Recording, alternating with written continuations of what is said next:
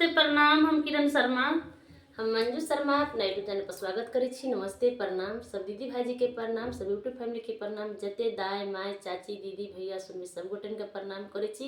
आ हमरा छत पर बांदर धूम मचा रहल छै, की कहू। सबटा घर में से गेहूं लक चल गेलखिन छत पर। जते गेहूं चाउर घर में से ल ल के ढोल का बेटा खा गेली। आई उनको सबके छे भाग जाए गेल, पता नहीं डर के आ मारे। यहाँ सबके कोनो बंदर के भगावा के जोगाड़ या त कनी बता दे कमेंट में। बड़ बदमाशी कर छी बंदर से, हमरा सब बड़ा हैरान करे। छत पे एको चीज नहीं रह दैया। सब लक भाग गेले छत पर फिर से। हम सब बेटा विवाह गीत गावा जा रहे छी, बहुत सुंदर बेटा विवाह है। आप सब जरूर सुनो, जरूर प्यार आशीर्वाद सपोर्ट करो, प्यार आशीर्वाद दिए। और नहीं भूलो हमरा सबके किरण मंजू गीत चैनल के आप सब सपोर्ट करो। बहुत प्यारा से हम सब बेटा विवाह गीत फिर से सुनबो जा रहा है। आप सब जरूर सुनो और कमेंट करके जरूर बताओ। सार तो कोठलिया के के गोदे हरिया, सार तो कोठलिया के गोदे हरिया, आवोय में सुंदर दुल्हा खेले जुगा सरिया, ओय